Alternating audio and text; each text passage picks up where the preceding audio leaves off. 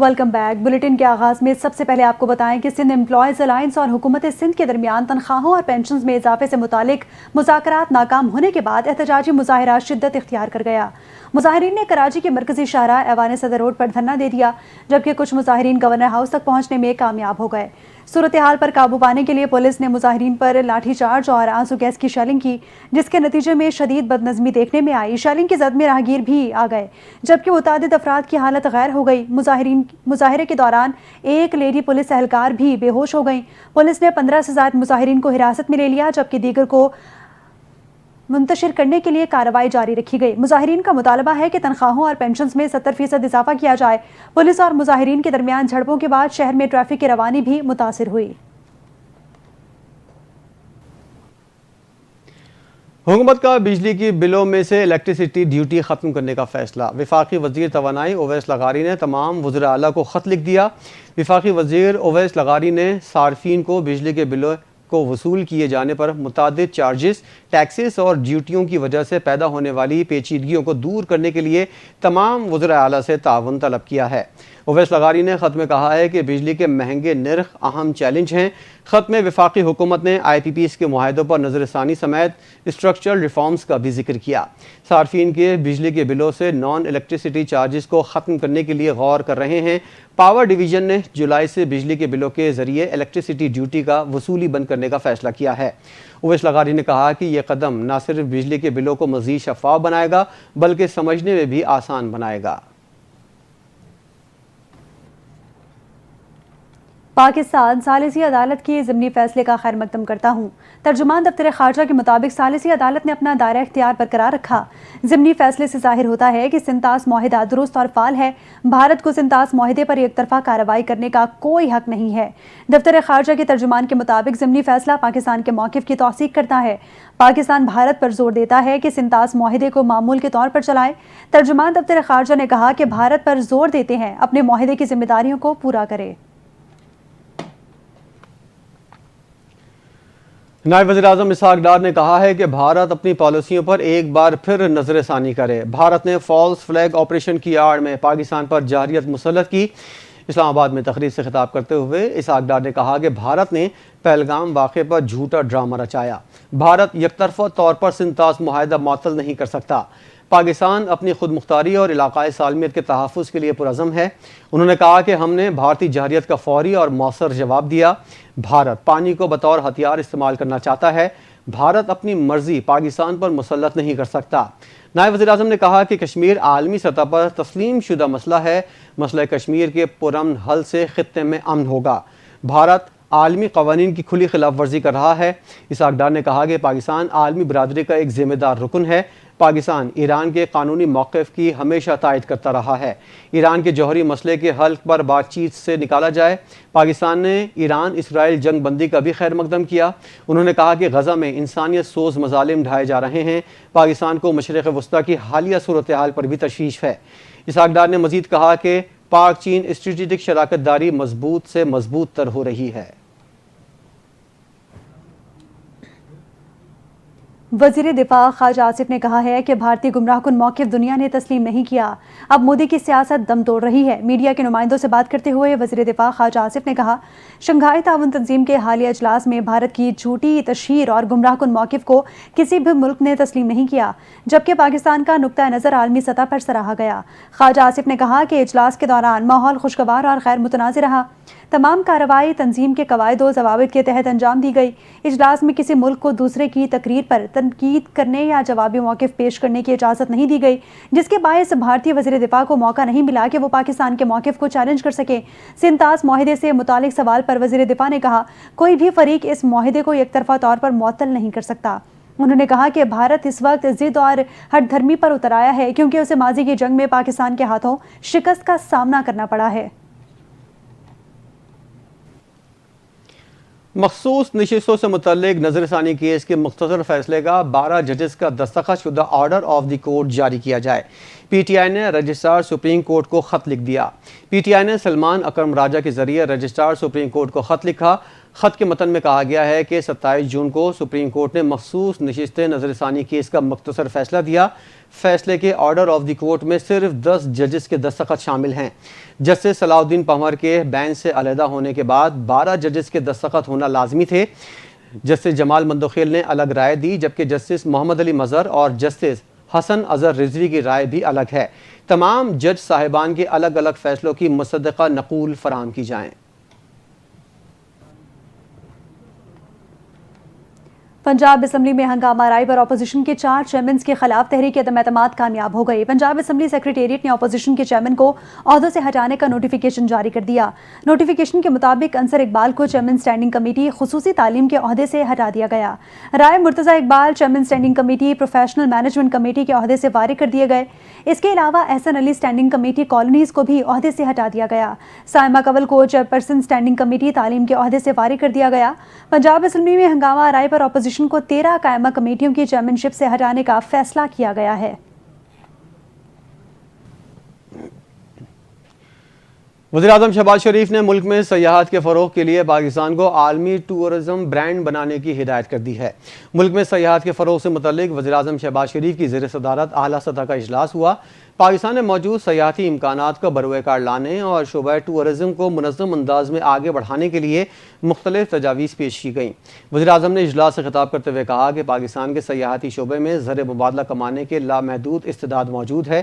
وزیراعظم نے Pakistan tourism development authority کو فوری طور پر عملی اقدامات کی ہدایت کی تاکہ دنیا کو اولین سیاحتی مراکز کی فہرست میں پاکستان کو شامل کیا جا سکے۔ انہوں نے کہا کہ سیاحت کے فروغ کے لیے خصوصی ٹورزم زونز قائم کیے جائیں اور صوبوں کے تعاون سے ملک بھر میں سیاحتی سرگرمیوں کو منظم اور فعال بنایا جائے۔ اجلاس میں یہ بھی فیصلہ کیا گیا کہ بین الاقوامی سیاحوں کے لیے پاکستان کے سیاحتی مقامات تک رسائی کو سہل بنانے کے لیے پبلک اور پرائیویٹ سیکٹر کو مشترکہ حکمت عملی کے تحت کام کرنا ہوگا، جبکہ اندرون ملک سیاحت کو بڑھاوا دینے کے لیے خصوصی اقدامات کیے جائیں گے۔ Naval chief admiral Naveed Ashraf نے پاکستان ایئر فورس کے air war college institute Karachi کا دورہ کیا۔ آمد پر کالج کے صدر air vice marshal Rashid Habib نے معزز مہمان کا استقبال کیا۔ دورے کے دوران نیول چیف کو ادارے کی پیشہ ورانہ سرگرمیوں، نصاب اور عسکری قیادت کی تیاریوں سے متعلق تفصیلی بریفنگ دی گئی۔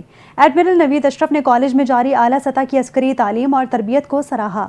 ISPR کے مطابق نیول چیف نے کہا کہ جدید جنگی تقاضوں سے ہم آہنگ قیادت کی تیاری وقت کی اہم ضرورت ہے۔ انہوں نے ایئر وار کالج کو مستقبل کی عسکری قیادت کی تربیت میں اہم کردار ادا کرنے والا ادارہ قرار دیا۔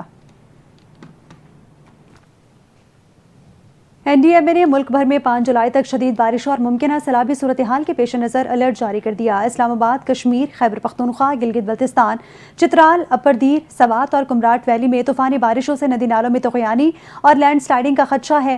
چاروں صوبوں میں تیز ہواؤں کے ساتھ بارش متوقع ہے، جبکہ کراچی، حیدرآباد اور ٹھٹھہ میں برسات کے ساتھ اربن فلڈنگ کا خطرہ موجود ہے۔ NDMA نے تمام متعلقہ اداروں کو ممکنہ ہنگامی صورتحال کے پیش نظر پیشگی اقدامات کی ہدایت جاری کر دی ہے۔ وزیر اعلیٰ پنجاب مریم نواز نے تیز آندھی اور بارش کے دوران پیش آنے والے حادثات میں قیمتی انسانی جانوں کے ضیاع پر گہرے دکھ اور افسوس کا اظہار کیا ہے۔ انہوں نے سوگوار خاندانوں سے دلی ہمدردی اور تعزیت کا بھی اظہار کیا۔ وزیر اعلیٰ نے زخمیوں کو فوری اور بہترین طبی امداد فراہم کرنے کی ہدایت کی اور ریسکیو 1122 PDMA اور متعلقہ انتظامیہ کو امدادی کارروائیاں تیز کرنے کی ہدایت کی۔ مریم نواز نے نہروں میں نہانے پر پابندی یقینی بنانے کے لیے پیٹرولنگ بڑھانے کے احکامات دیے۔ عوامی حفاظت کے لیے بڑے سائن بورڈز کو ہٹانے کے اقدامات کا حکم دیا۔ مریم نواز نے کہا کہ پنجاب حکومت اس غم کی گھڑی میں متاثرہ خاندانوں کے ساتھ کھڑی ہے اور شدید موسمی حالات کے دوران عوام کے تحفظ کے لیے تمام ممکنہ اقدامات بروئے کار لائے جا رہے ہیں۔ صرف کچھ ملی میٹر کی بارش نے سندھ حکومت کی ترقیاتی دعووں کی کلئی کھول کر رکھ دی۔ کراچی کی ٹوٹی سڑکیں، تالاب، گلیاں، ندی نالے بن گئے۔ حکومت غائب اور عوام بے حال ہے۔ پیپلز پارٹی کی صوبائی حکومت، جعلی میئر اور جماعت اسلامی کے بلدیاتی چیئرمینز سب ناکام ہیں۔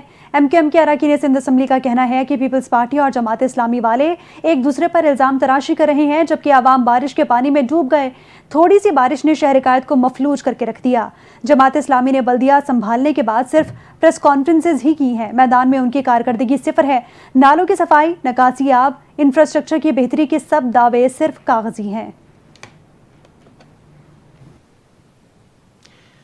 ترجمان سندھ حکومت نے ایم کیو ایم رہنماؤں کے الزامات پر رد عمل دیتے ہوئے کہا ہے کہ تاریخ میں پہلی بار کراچی کے بلدیاتی حکومت پیپلز پارٹی کو ملی ہے۔ کراچی کو تباہ کرنے والے آج مگرمچھ کے آنسو بہا رہے ہیں۔ پیپلز پارٹی کو بلدیاتی حکومت ملنے کے بعد شہر میں عملی کام شروع ہوا۔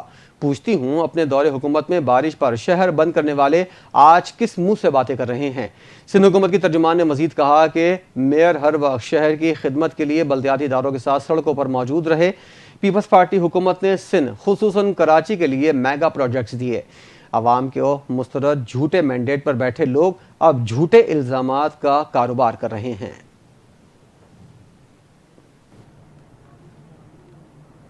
پیپلز پارٹی شعبہ خواتین کے مرکزی صدر فریال تالپور سے P T I Azad Kashmir کے سینیٹر نائب صدر چودھری رفیق نیر اور وزیر ٹرانسپورٹ جاوید بٹ کی ملاقات ہوئی۔ چودھری رفیق نیر اور جاوید بٹ نے اپنے اپنے ساتھیوں اور حامیوں سمیت پیپلز پارٹی میں شمولیت کا اعلان کر دیا۔ چودھری رفیق نیر اور جاوید بٹ نے صدر مملکت آصف علی زرداری اور چیئرمین بلاول بھٹو زرداری کی قیادت پر مکمل اعتماد کا اظہار کر دیا۔ سردار تنویر الیاس نے کہا کہ کشمیر کاز کو مضبوطی سے آگے بڑھانے میں کام کریں گے اور آزاد کشمیر کی ترقی اور بہبود کا واحد سیاسی پلیٹ فارم قائد عوام شہید بھٹو اور شہید محترمہ بے نظیر بھٹو کی پارٹی ہے، جس کی قیادت اب چیئرمین بلاول بھٹو زرداری کے مضبوط ہاتھوں میں ہے۔ فریال تالپور نے چودھری رفیق نیر اور جاوید بٹ کو ان کے ساتھیوں سمیت پیپلز پارٹی میں شمولیت پر خوش آمدید کہا۔ اس موقع پر آزاد کشمیر کے وزیر اور پیپلز پارٹی آزاد کشمیر کے جنرل سیکرٹری فیصل ممتاز اور چودھری محمد ریاض بھی موجود تھے۔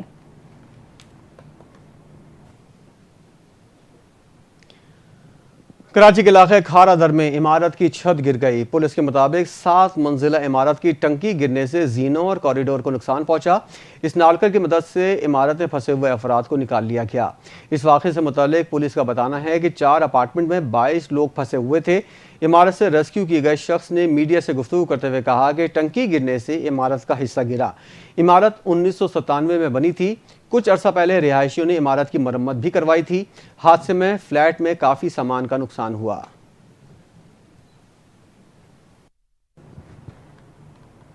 وزیر اعظم شہباز شریف 3 جولائی کو 2 روزہ دورے پر آذربائیجان کے لیے روانہ ہونے والے ہیں۔ وزیر اعظم شہباز شریف آذربائیجان میں اقتصادی تعاون تنظیم کے سربراہی اجلاس میں شرکت بھی کریں گے۔ وزیر اعظم آذربائیجان کی اعلیٰ قیادت اور دیگر رکن ممالک کے سربراہان سے بھی ملاقات کرنے والے ہیں۔ باہمی تعاون، اقتصادی روابط، توانائی، تجارت، علاقائی استحکام اور سفارتی شراکت داری پر تبادلہ خیال متوقع ہے۔ وزیر اعظم کے اس دورے کو سفارتی اور تجارتی لحاظ سے اہم قرار دیا جا رہا ہے، کیونکہ پاکستان اور آذربائیجان کے درمیان دو طرفہ تعلقات میں حالیہ برسوں میں نمایاں بہتری آئی ہے۔ دورے کے دوران دونوں ممالک کے درمیان مختلف شعبوں میں تعاون بڑھانے کے امکانات پر بھی بات چیت کا امکان ہے۔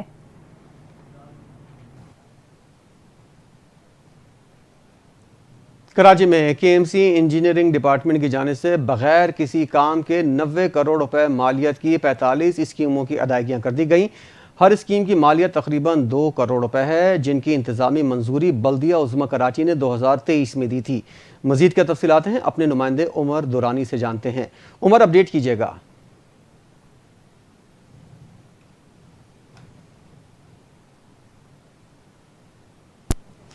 کراچی میں کے ایم سی انجینئرنگ ڈپارٹمنٹ کی جانب سے بغیر کسی کام کے 90 کروڑ روپے مالیت کی 45 اسکیموں کی ادائیگیاں کر دی گئی ہیں۔ مزید کیا تفصیلات ہیں اپنے نمائندے عمر دورانی سے جانتے ہیں۔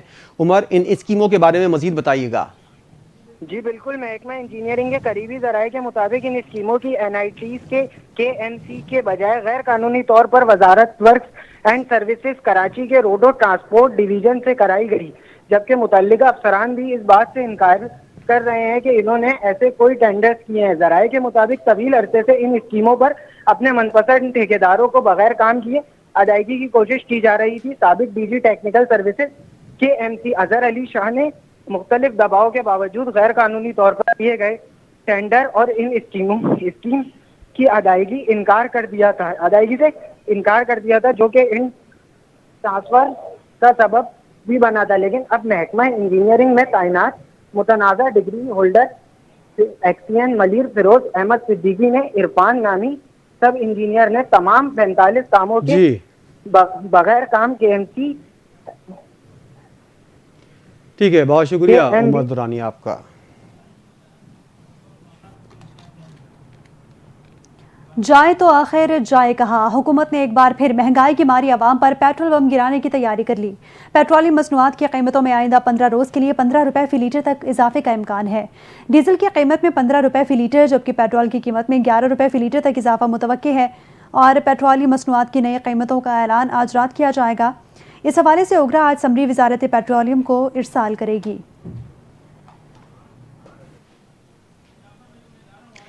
اوگرا نے ایل پی جی 7 روپے 43 پیسے فی کلو سستی کر دی۔ نوٹیفیکیشن بھی جاری کر دیا گیا جس کے مطابق ایل پی جی کی نئی قیمت 233 روپے 10 پیسے فی کلو مقرر کی گئی ہے۔